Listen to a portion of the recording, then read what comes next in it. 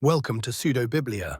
If you enjoy audio stories, please consider leaving a like and subscribing to the channel so you don't miss our weekly releases.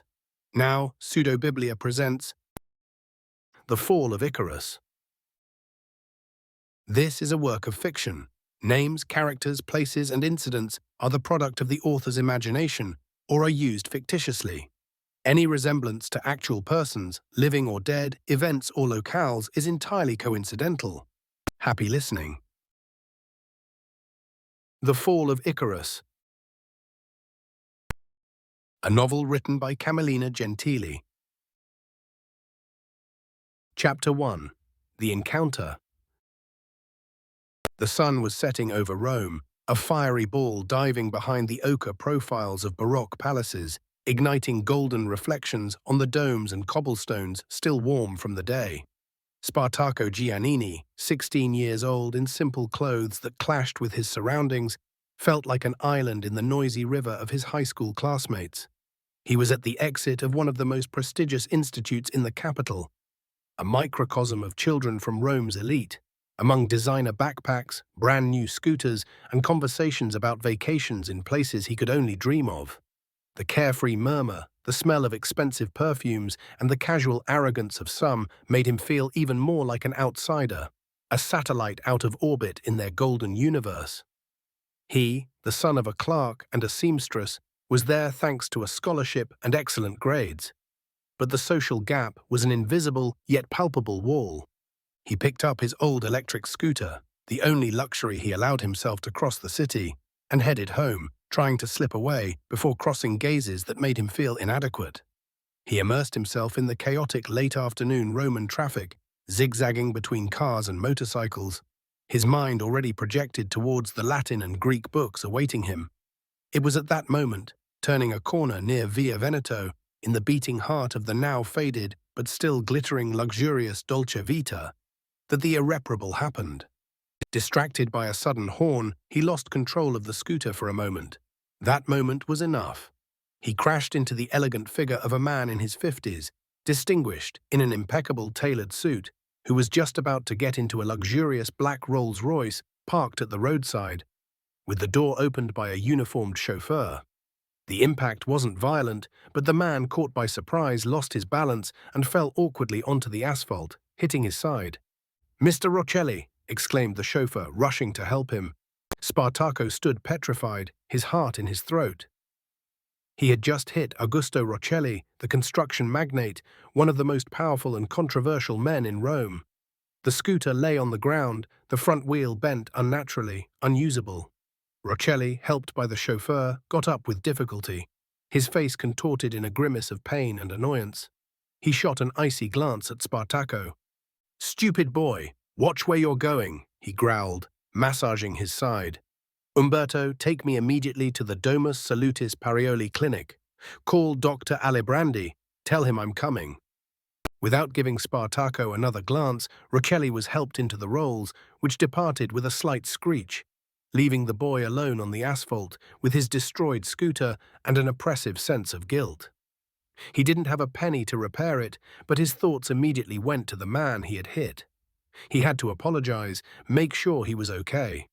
Driven by an irrational impulse, he stopped a taxi, spending almost all the few euros he had in his pocket, and gave the address of the private clinic, a name that evoked exclusivity and care for the privileged few. He arrived at the Domus Salutis Parioli Clinic, a modern and luxurious building immersed in greenery, feeling even more out of place. In the elegant waiting room, he saw the chauffeur speaking in a low voice with an important-looking doctor, presumably the friend and head physician Alibrandi. He hesitated, not knowing what to do, when the sliding door opened and a woman entered, whose beauty struck him like lightning. It was Irene Salvetti, Augusto Roccelli's 30-year-old wife, tall, elegant, wrapped in an expensive dress that screamed luxury shopping, just interrupted in the city center with long dark hair and magnetic eyes that seemed to contain a universe of secrets. She moved with studied grace towards the chauffeur. "Umberto, how is Augusto? Is it serious?" she asked, her melodious voice tinged with a note of impatience rather than sincere concern. "A bad blow to the side, ma'am. Dr. Alibrandi is examining him now. Nothing broken, it seems, but he wants to do all the tests, the chauffeur replied. It was then that Irene's gaze fell on Spartaco, who had remained in a corner, awkward and mortified. Their eyes met. He saw curiosity, perhaps a flash of amusement in her gaze. She saw a young boy, clearly out of context, with a vulnerable air and an intensity in his eyes that immediately intrigued her. She approached him. "You're the boy, the one from the accident?" she asked, her voice softer now. Spartaco nodded, unable to speak. He felt examined, judged. "My name is Irene," she continued, extending a well-manicured hand.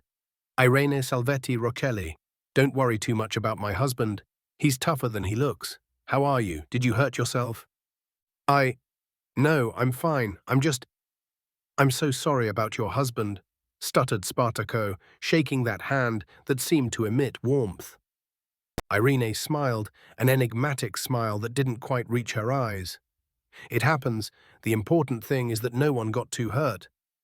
"What's your name?" "Spartaco. Spartaco Giannini." "Spartaco," she repeated, as if savoring the name. "A strong name. Well, Spartaco, I'm glad you're okay." At that moment, a nurse called for Mrs. Rochelli. She took leave of Spartaco with one last intense look. "See you around, Spartaco." Spartaco watched her walk away, feeling a tumult of unknown emotions. The guilt for the accident was still present, but now it mingled with a strange excitement, a sudden and dangerous attraction for that beautiful and unreachable woman, the wife of the man he had just hit. He walked home on foot, under a now dark sky, his mind crowded. He didn't know that that casual encounter and that trivial accident had just set in motion a chain of events that would drag him into a vortex from which it would be impossible to escape unscathed. Chapter 2. The Charm of Irene. The days following the accident were strange and suspended for Spartaco. The guilt for hitting Augusto Rochelli was slowly fading, replaced by a persistent and increasingly invasive thought. Irene. The memory of her gaze, her enigmatic smile, her almost unreal beauty tormented him. He couldn't get her out of his head. He knew it was madness. She was the 30-year-old wife of a rich and powerful man, he a penniless 16-year-old, but the attraction was undeniable. She made the first move. A few days after the meeting at the clinic, Spartaco received a notification on his old smartphone. A friend request on a social network from Irene Salvetti Rochelli. His heart leapt into his throat. He hesitated, then accepted. Almost immediately, a private message arrived.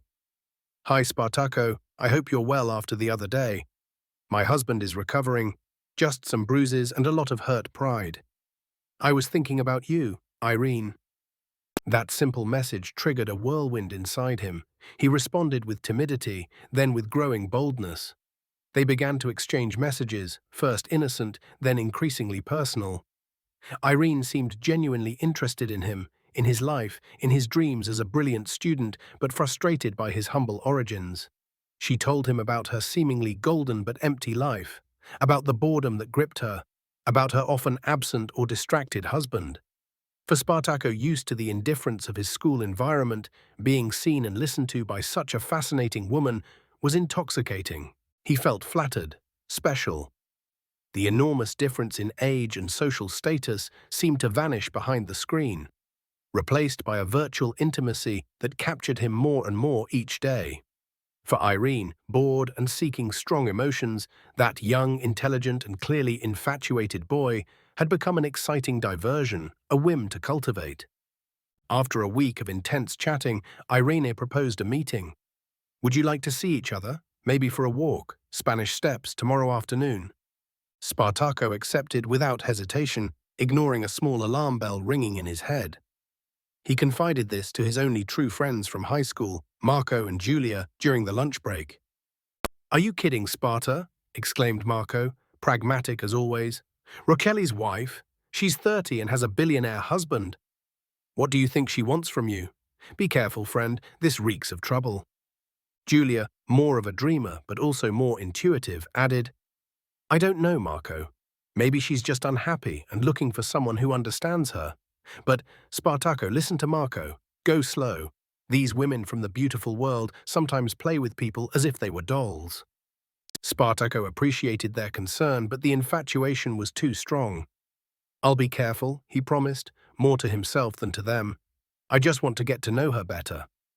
The meeting at the Spanish Steps was like entering a dream.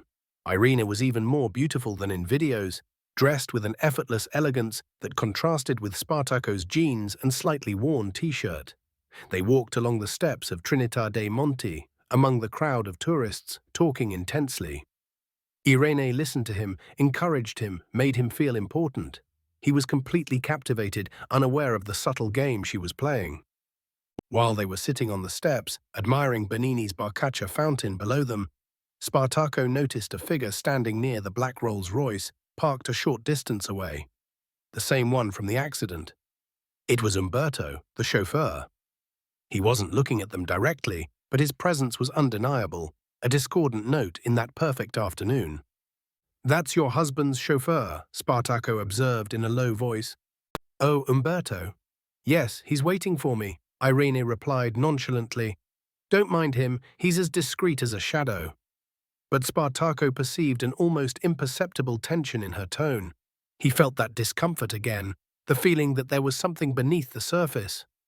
Saberni wasn't just a chauffeur, he seemed like a silent guardian, perhaps a keeper of secrets. They continued their walk, heading toward Via Veneto. Irene took him by the arm, a gesture that sent a shiver down Spartaco's spine. She talked about her passion for art, her travels, a luxurious and fascinating world so far from his reality. Spartaco felt increasingly involved, in love with that image of a sophisticated and somewhat melancholic woman. They stopped for an aperitif in one of the historic cafes of Via Veneto, once the heart of the Dolce Vita. Sitting at an outdoor table, under the discreet but curious glances of the other patrons, Spartaco felt for the first time part of that world. Irene looked at him with an intensity that made him feel desired. "You know, Spartaco," she said, leaning in and lowering her voice, "I really like you. There's something about you, an innocence, an intelligence, that attracts me immensely." He blushed, unable to hold that gaze. "I like you too, Irene, more than you can imagine." She smiled, a smile that now seemed more predatory than enigmatic. "Then perhaps we should see each other more often, and in more private places." The illusion was clear.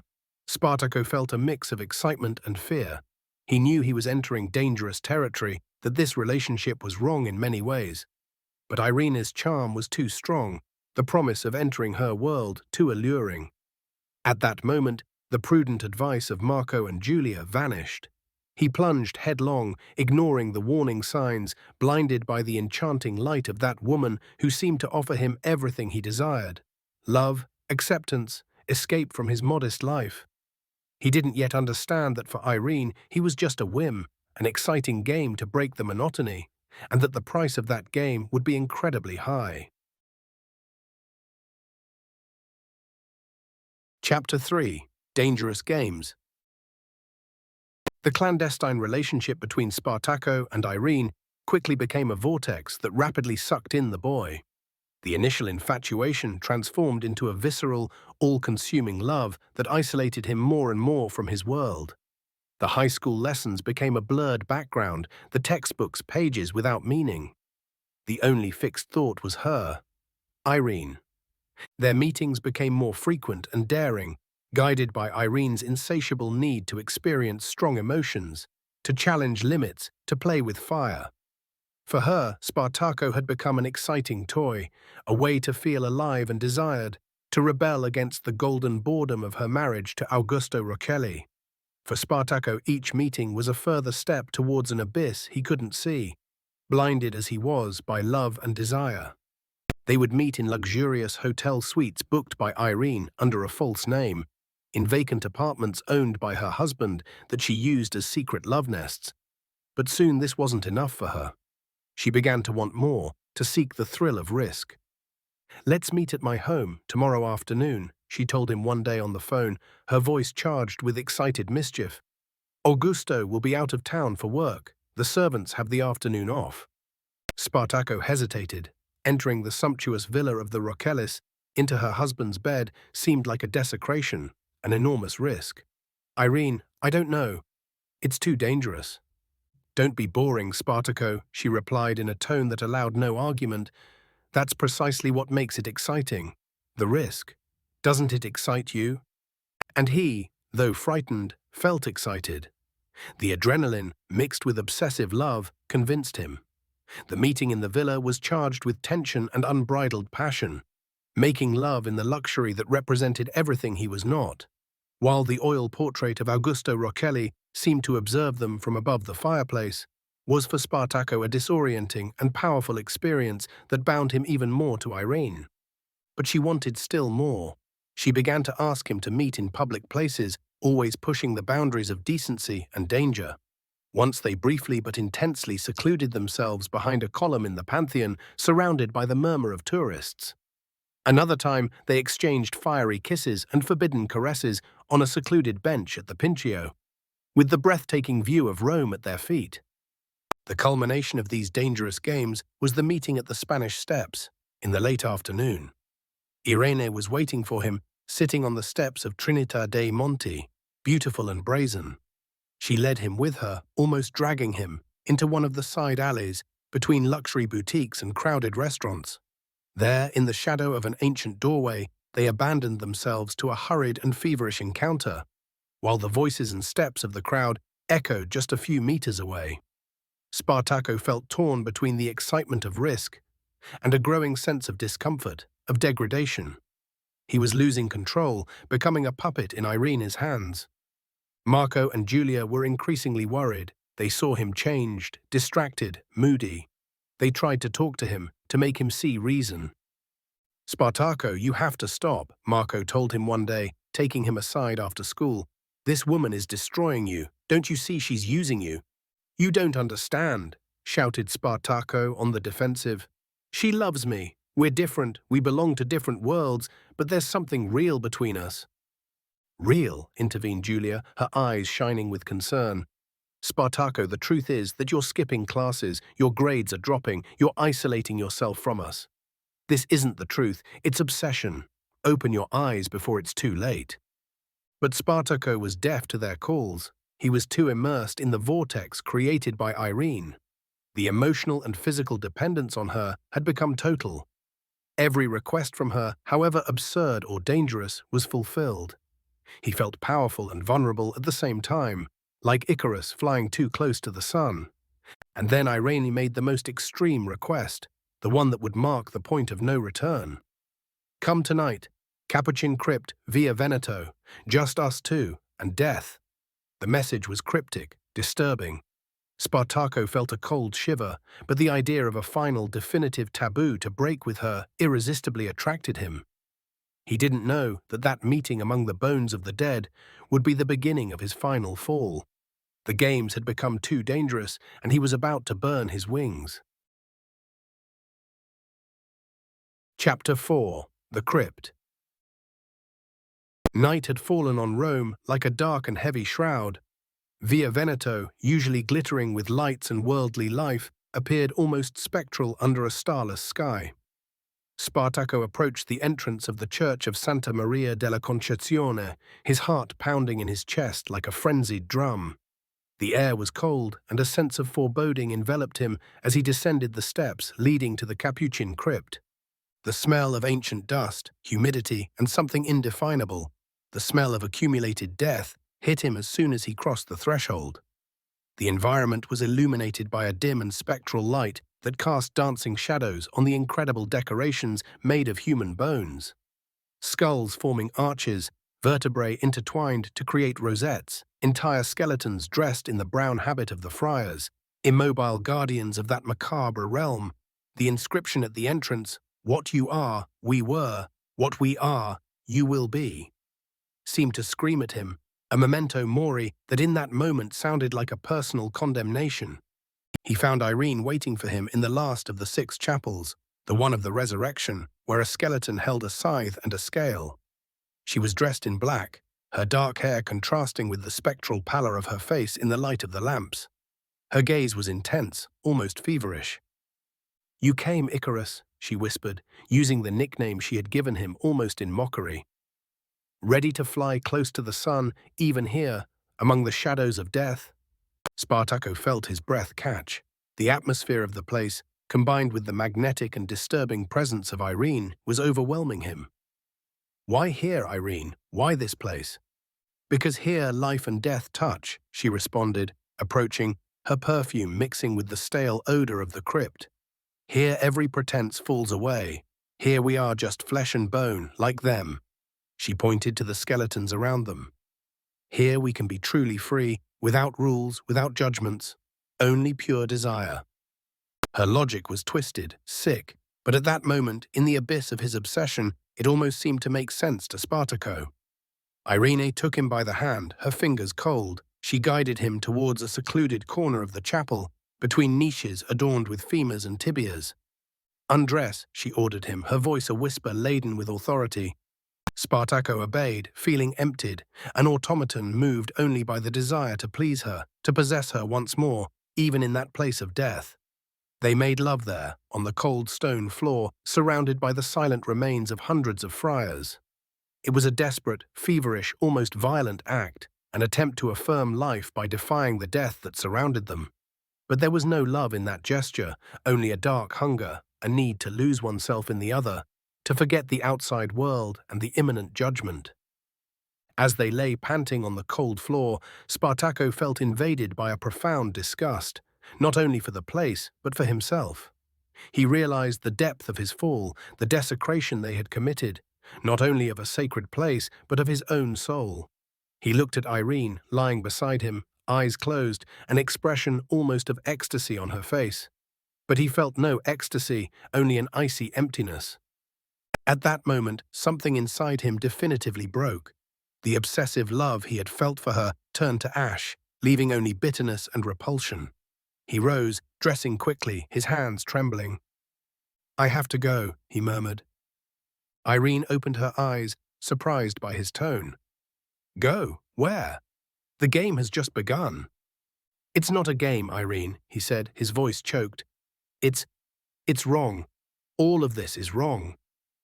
She rose slowly, approaching him with a new expression, cold, almost bored.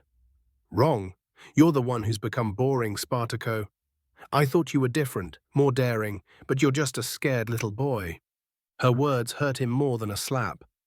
"Maybe you're right," he replied, feeling tears stinging his eyes, "but I can't do this anymore." "Fine," she said with an indifferent shrug. "Then it's over. It was fun while it lasted." She adjusted her dress, no longer looking at him. "Now go. I need to be alone."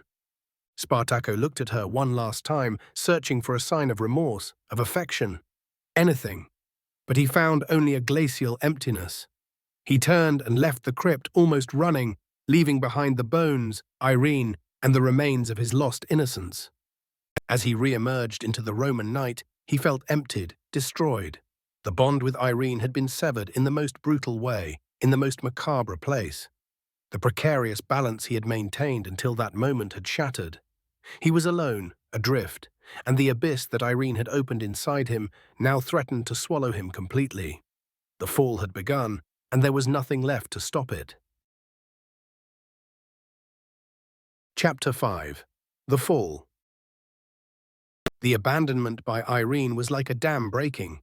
The void left by her presence was not filled with relief or lucidity, but with an even deeper anguish, a dull pain that became the constant backdrop of Spartaco's life. The break that had occurred in the crypt had not liberated him. It had broken him. The world around him lost color, taste, meaning. High school became a place of torture. The faces of his classmates, the lessons, even the concerned presence of Marco and Julia, everything was intolerable to him. He felt judged, exposed in his fragility, in his humiliation. He began to skip classes, to wander aimlessly through the streets of Rome, looking for something that could anesthetize the pain, fill the void. He found an ephemeral surrogate in sex. He began to seek casual encounters, increasingly frequent, increasingly impersonal. He frequented shady nightclubs, used dating apps without filters, seeking in the bodies of others a warmth he could no longer feel within himself. But each encounter left him emptier and more disgusted than before. He no longer sought love or connection, just a momentary release, a fleeting oblivion. Marco and Julia were desperate. They tried to talk to him, to shake him from that self-destructive torpor.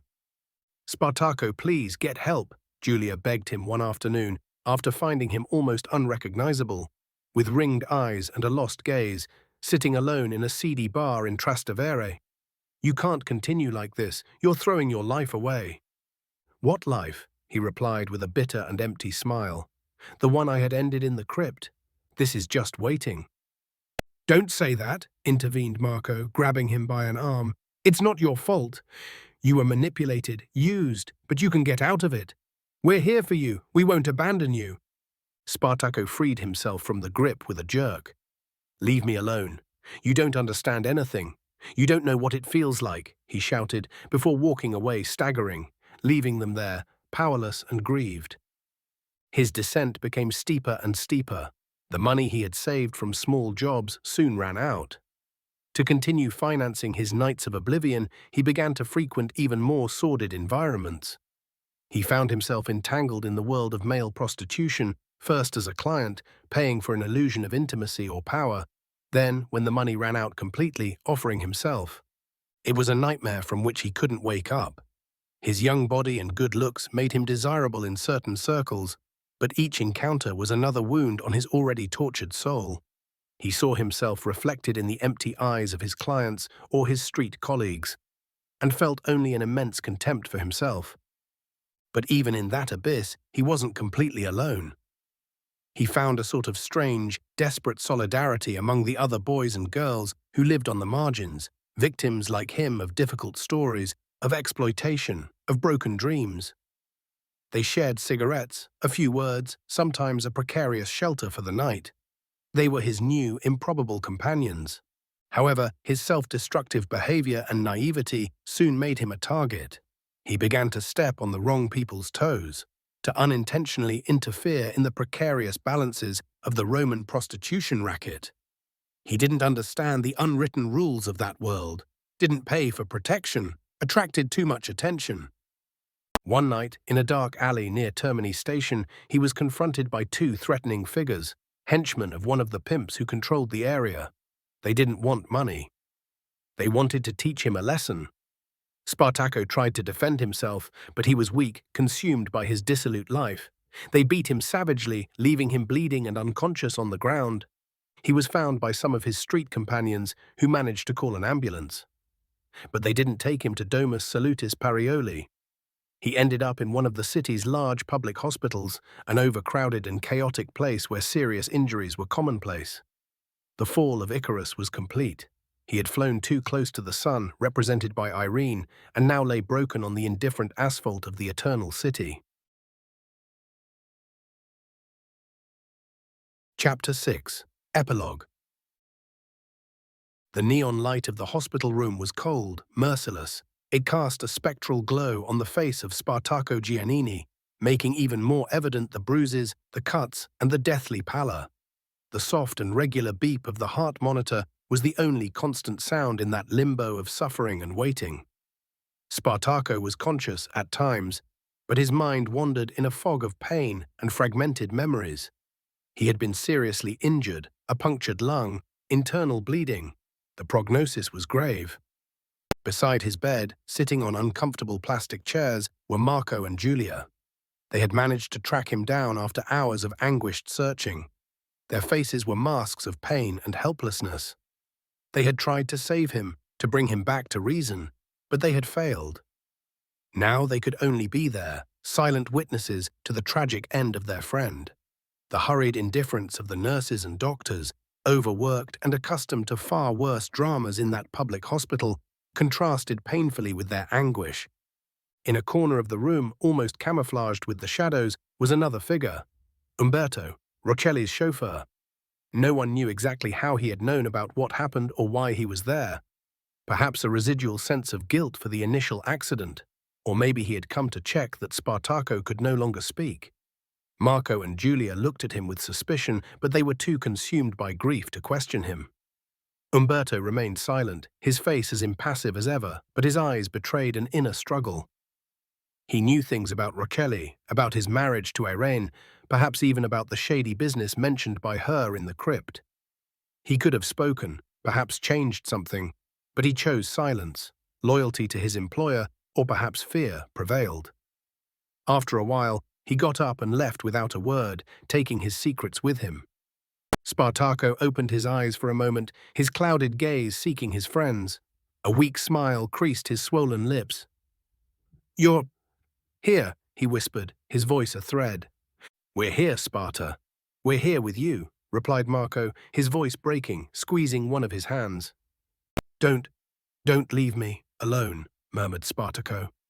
"Never," said Julia, tears streaming down her face as she caressed his sweaty forehead. "You will never be alone."